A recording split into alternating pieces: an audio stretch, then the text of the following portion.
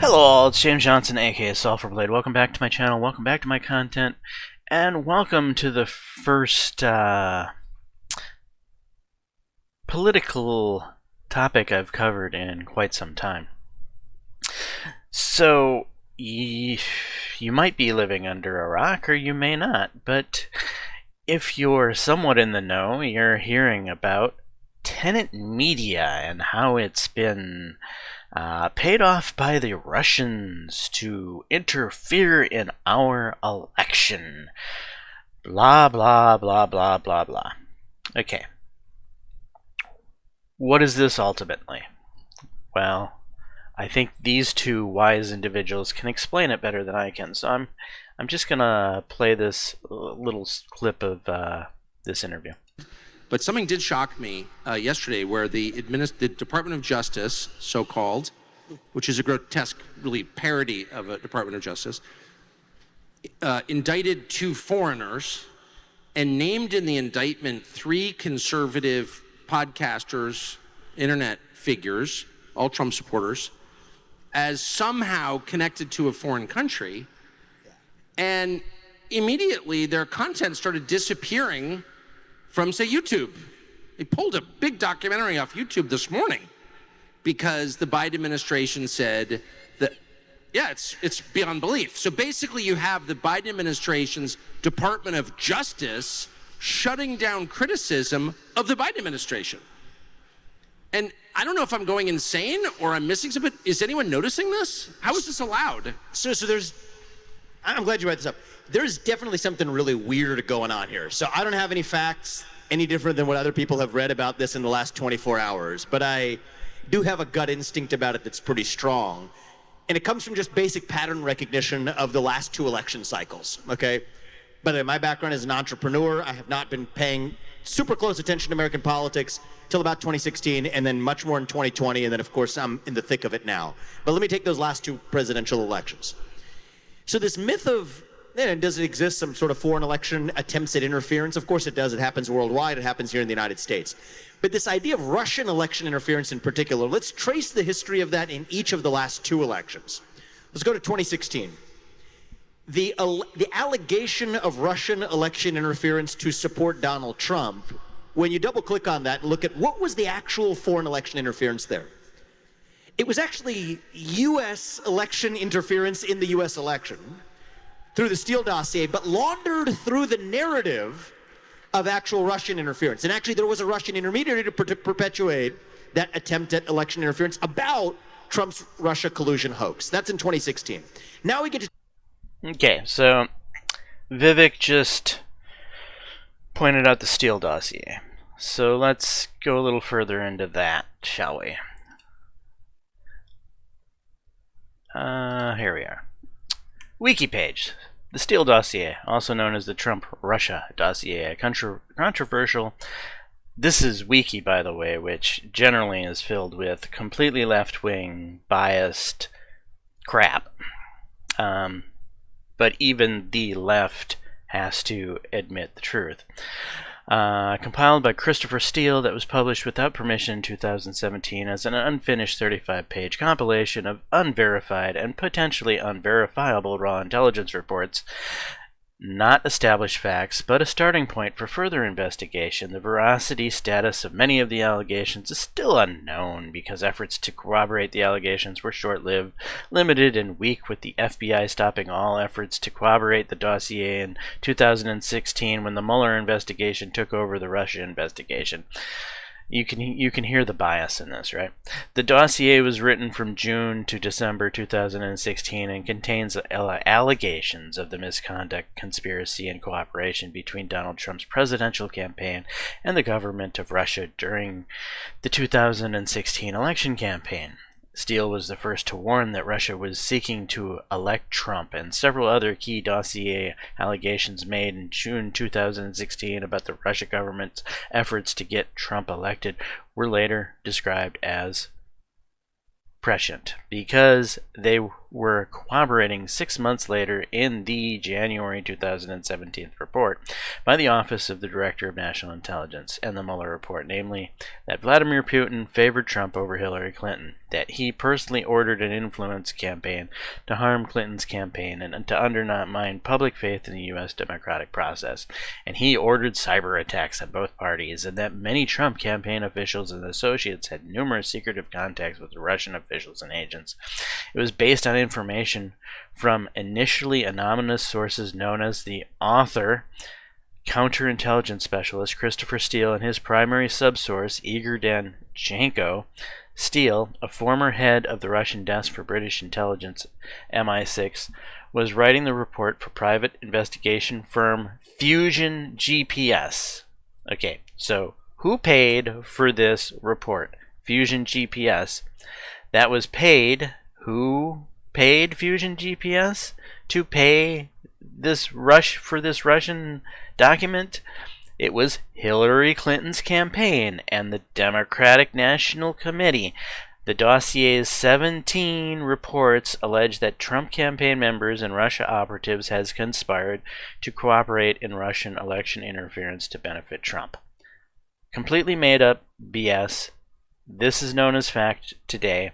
Even if this wiki document is filled with verbiage to try to paint a picture that there's still more information out there, it's still written with a left-wing bias, they can't deny the fact that Hillary Clinton and Fusion GPS, the Democratic National Committee, paid for this information that was then used to slander Donald Trump. Okay, let's move on to the next topic Vivek covers. 2020. Again, domestic election interference is the systematic suppression of the Hunter Biden laptop story. That didn't happen by Russian companies, it didn't happen by the Russian government. It happened by U.S. social media companies acting at the direction of deep state actors in the U.S. government that suppressed probably a story whose suppression changed the outcome of the 2020 presidential election. But again, what did they say? They said, no, this was Russian disinformation. So now you're seeing a pattern. In 2016, there's domestic attempts at election interference, but they run it through a Russian smokescreen. In 2020, there's domestic election interference, but they run it through a Russian smokescreen. Okay, what's he talking about? The 2020 thing? He's talking about the laptop. So let's go check out the laptop.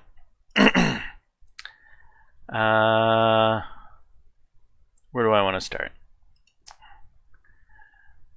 Okay. Testimony reveals FBI employees who warned social media companies about the hack and leak operation knew Hunter Biden's laptop wasn't Russian disinformation.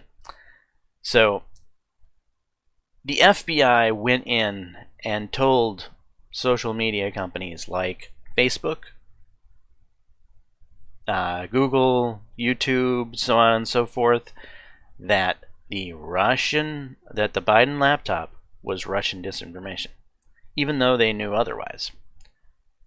So when the information about the when the information about the laptop broke in the news, it was painted as Russian disinformation because the FBI already pre-warned social media companies that this information was going to break in the news. And these social media companies, they assumed, like any good American would, that an American law enforcement body that pre-warned them about something being Russian disinformation, well, it must be Russian disinformation, because why would the FBI, of all people, come and warn you about something and then it shows up? You're supposed to trust law enforcement, right? Yeah. Okay, so let's go a little further on this. Hunter Biden's laptop was initially revealed by the New York Times. New York Times has quite an article here. When the New York's first posted reports in 2020 about the laptop once used by Hunter Biden, which the paper said contained incriminating evidence against him and his father, Joseph R. Biden Jr., who was running for president, it set off a firestorm. Many national news outlets raised questions about the existence of the laptop and claims about its content, while major social media platforms limited posts about the post's coverage. Conservatives said those reactions were evidence of liberal censorship. Many of the claims made by the Post in its coverage of the laptop, in which the publication sought to link President Biden to corrupt business dealings, have not been proven, but the laptop had enough incriminating evidence to continue to haunt Hunter Biden. Let's fast forward. Hunter Biden, let's see, where are we here?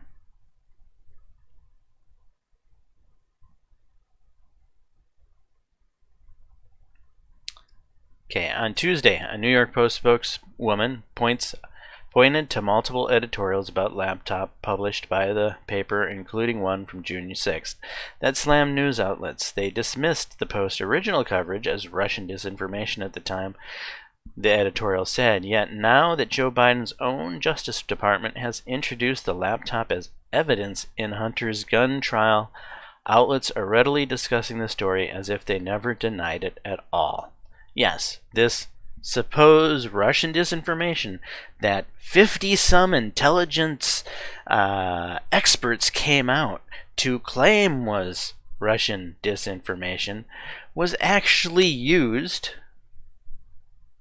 to find Hunter Biden guilty, with Joe Biden's own DOJ using it as evidence. That's how fake it was.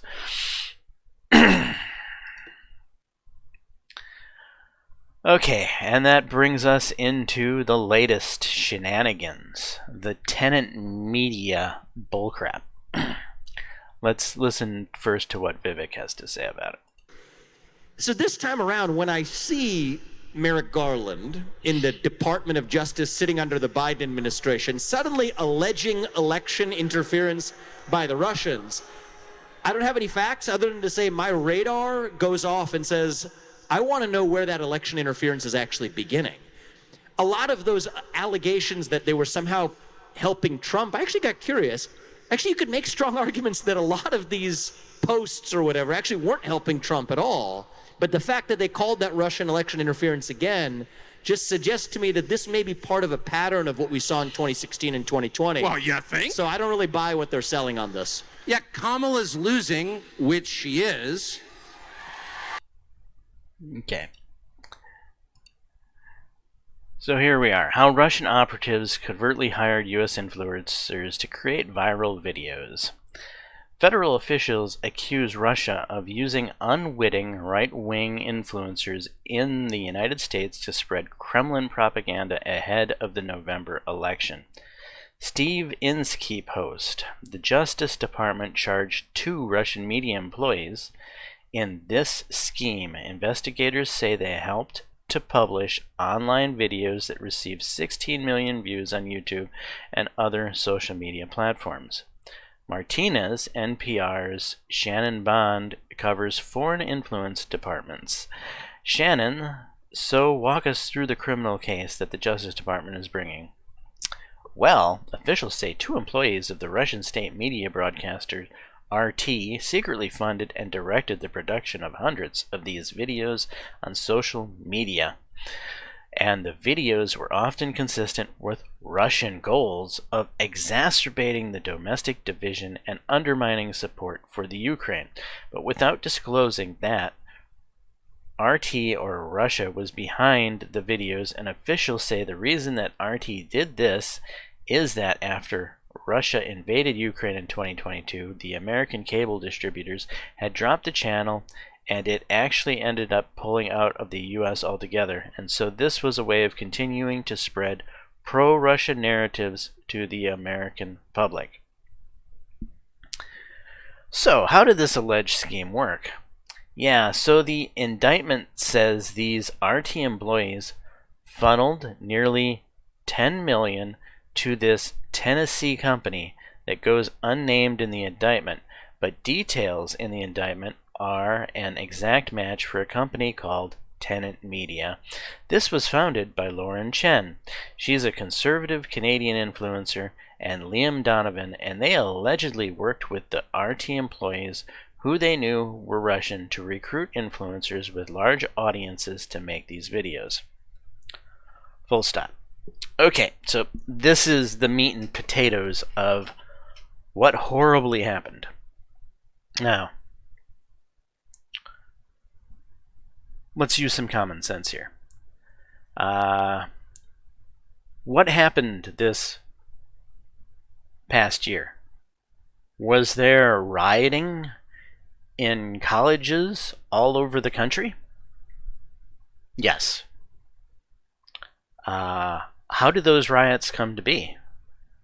Well, they were funded and organized by overseas money flowing directly from Iran and other proxies that wanted to spread their political message in the United States.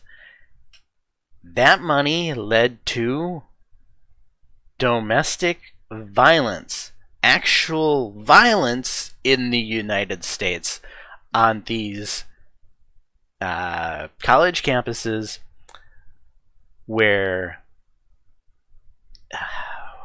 dare I say, dim-witted and naive young Americans were gullibly used to promote an enemy country's political bullcrap. But hey, that's the way the US works, right? Money pushes political narratives. And the wonderful thing about the United States of America is that all the messages, all of the ideas, all of the ideologies, all of the arguments for crazy ideologies are welcome in the United States' public square. We don't censor Nazi ideology. We don't censor communist ideology. We are not supposed to censor thought at all. It says that the US banned RT News from operating in the United States. Is that American? I mean, we have crazy people like the Young Turks who were funded initially from monies from the Middle East, from one would dare say a much worse media company than RT, and now they're practically mainstream.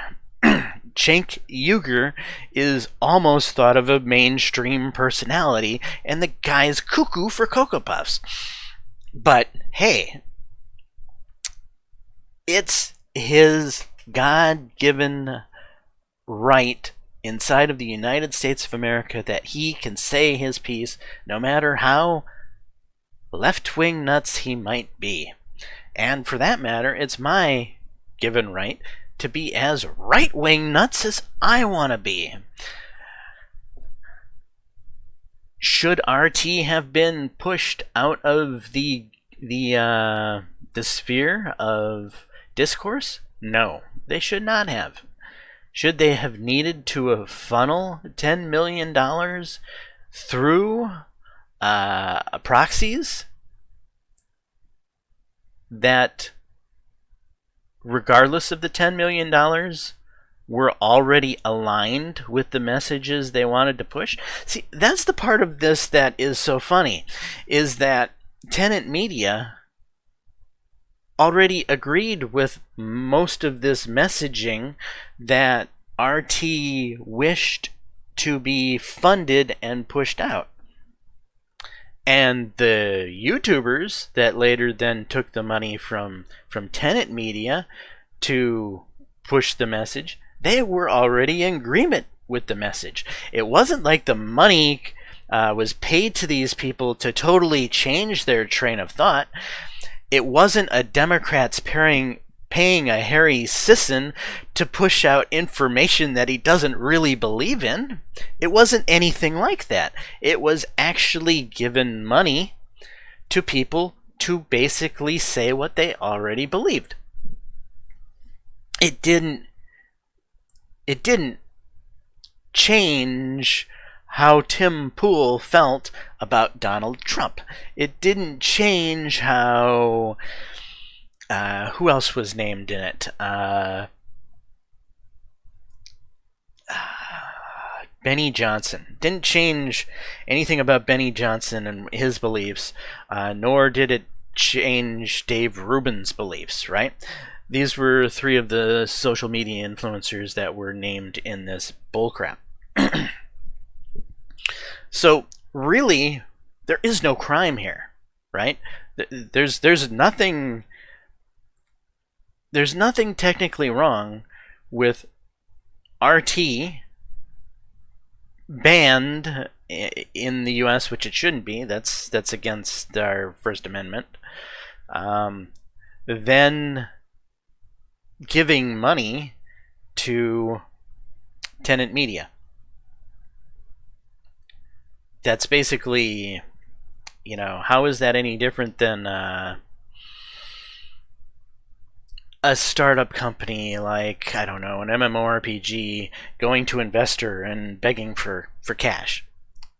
Not really any different, other than this time around the investor's like, here, take this cash, and the person being like, wait, you want to give me cash? I didn't even come in to ask you. Yeah, that throws up red flags, certainly. When people want to give you a large amount of cash, you're typically going to be like, why? And then they're like, because we want you to continue to make videos you already make. Oh. So you like our messages? Yeah. Why do you like our messages? Well, they are aligned with what we're trying to accomplish. Oh. Okay, well, we're aligned. Okay, I'll take your money. Which is basically how that whole thing went. Tim Pool was aligned with Lauren Chen. Lauren Chen was aligned with RT. There was no pay to change an opinion and spread a narrative that would then affect the election. None of this money actually had any type of effect on anybody's opinion. So it had no election interference, which is where this whole thing is being used as a cudgel. It's election interference. That's why this is even possibly illegal, is that this money was used to change the course of the election.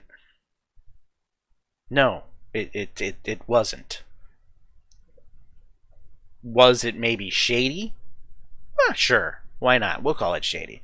But it certainly isn't illegal, and it certainly isn't election interference. And RT being banned in the United States certainly isn't American.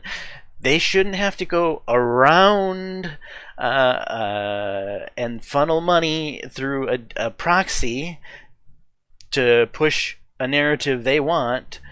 Yeah, it's bullcrap, right? Anyway, so here we are. The latest 2024 Russia BS. And it always happens just, September, October, just a month or two before the election's about to happen, before people start casting their votes. There's always some sort of Russia distraction that comes out and tries to convince you, the voter, to vote a certain way, because I don't want to say it, but a lot of voters are easily swayed.